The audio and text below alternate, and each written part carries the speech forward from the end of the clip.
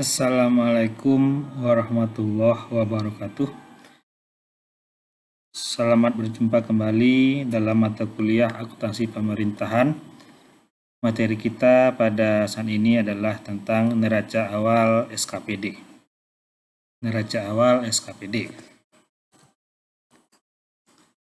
Perlu kita ketahui bahwa neraca awal merupakan neraca yang dibuat pada awal tahun sebelum transaksi dimulai. Jadi, neraca awal harus dimiliki oleh Pemda ataupun SKPD sebelum transaksi dimulai setelah membuat jurnal anggaran. Jadi, ada dua hal yang dibuat sebelum transaksi dimulai, yaitu jurnal anggaran dan neraca awal. Untuk jurnal awal sifatnya opsional sesuai dengan kebijakan akuntansi yang berlaku di daerah tersebut. Namun untuk neraca awal itu sifatnya wajib ada. Ya, jadi sebelum memulai aktivitas maka SKPD tersebut harus memiliki neraca awal. Informasi untuk jurnal awal bersumber dari neraca pada tanggal 1 Januari pada tahun berjalan. Tujuannya dibuat jurnal neraca awal adalah untuk menyelaraskan dengan pembuatan buku besar, di mana informasi akun-akun jurnal awal akan menjadi saldo awal di buku besar nantinya. Jadi, saudara semua, jurnal awal, akun-akun yang ada di dalamnya nanti, itu akan muncul pada saldo awal di buku besar. Sesuai dengan ilmu yang kita pelajari bahwa saldo awal yang akan muncul di buku besar adalah saldo awal pada akun-akun neraca. Sedangkan untuk saldo yang tidak di neraca, akun-akun nominal, itu tidak akan muncul di saldo awal pada buku besar. Jadi nanti apa saja saldo-saldo yang ada di neraca awal itu akan menjadi saldo awal pada buku besar nantinya.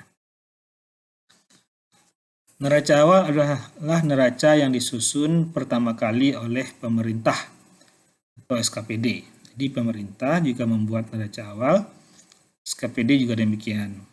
Nah, neraca awal ini bisa diperoleh dari neraca akhir tahun sebelumnya.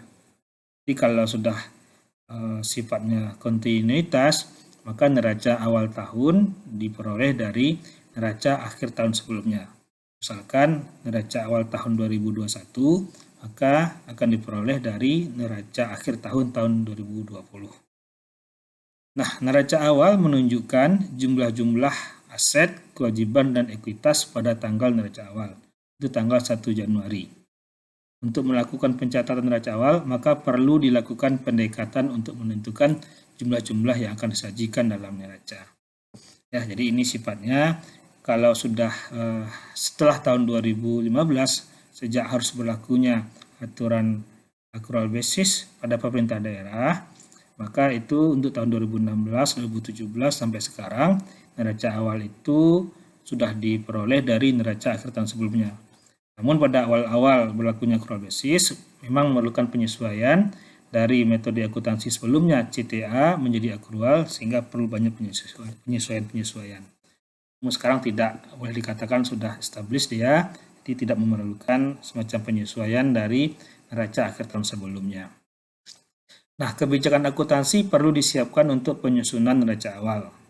Kebijakan akuntansi ini mencerminkan ketentuan-ketentuan yang digunakan dalam penyusunan neraca awal seperti pengertian, pengukuran, dan hal penting lainnya yang perlu diungkapkan dalam neraca.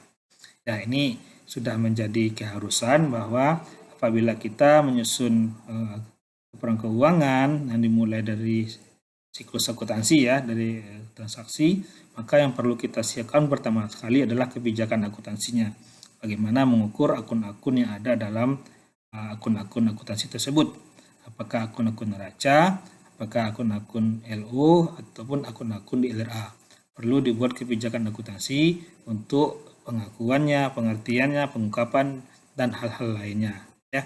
Jadi kebijakan akuntansi ini sifatnya menyeluruh, tidak hanya untuk neraca awal saja, tapi juga untuk semua akun yang akan digunakan dalam penyusunan laporan keuangan pada akhir periode nantinya. Nah, informasi yang tersedia di neraca awal akan berhubungan nantinya dengan buku besar.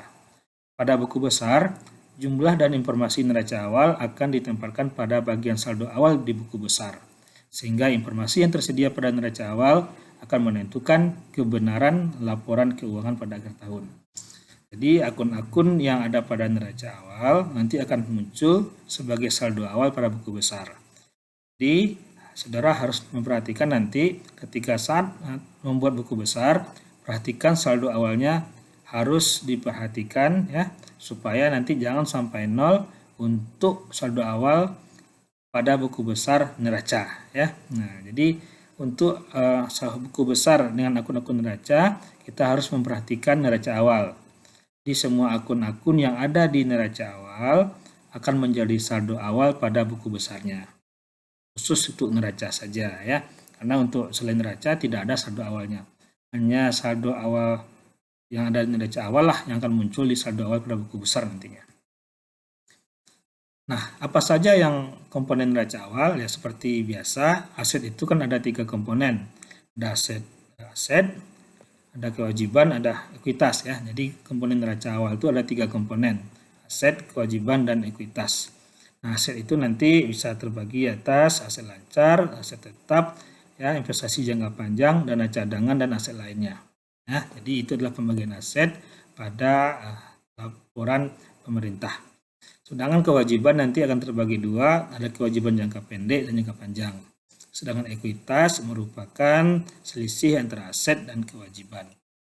Nah, jadi komponen-komponen di neraca awal ini, jumlah-jumlah yang ada pada 3 bagian ini, aset, kewajiban, dan ekuitas, harus kita perhatikan saldo-saldonya ya, karena akan berhubungan nanti dengan saldo awal pada buku besar. Nah, ini contoh ya, contoh neraca awal, bagian pertamanya aset. Nah, pada SKPD hanya ada 3 macam jenis aset ya, aset lancar, aset tetap, dan aset lainnya. Jadi kalau ada yang lain ya, apakah ada IJP ataupun aset jangka panjang dan dana cadangan ya, nah itu biasanya ada di pemerintahan. Di jumlahnya nanti akan sama, aset itu adalah kewajiban ditambah dengan ekuitas. Ingat persamaan akuntansi, aset sama dengan kewajiban tambah ekuitas. Nah, kewajiban itu terbagi dua, kewajiban jangka pendek dan kewajiban jangka panjang. Ekuitas selisih antara aset dikurangi dengan kewajiban. Ekuitas hanya satu macam, hanya namanya ekuitas saja.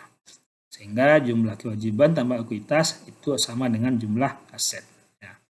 Itulah hal-hal yang perlu diperhatikan pada saat membuat neraca awal. Perhatikan bahwa neraca awal sangat diperlukan sebelum memulai aktivitas operasional ya, sebelum memulai transaksi. Kemudian hubungan neraca awal ini adalah hubungannya dengan buku besar nantinya. Demikian disampaikan, semoga bermanfaat. Terima kasih. Assalamualaikum warahmatullahi wabarakatuh.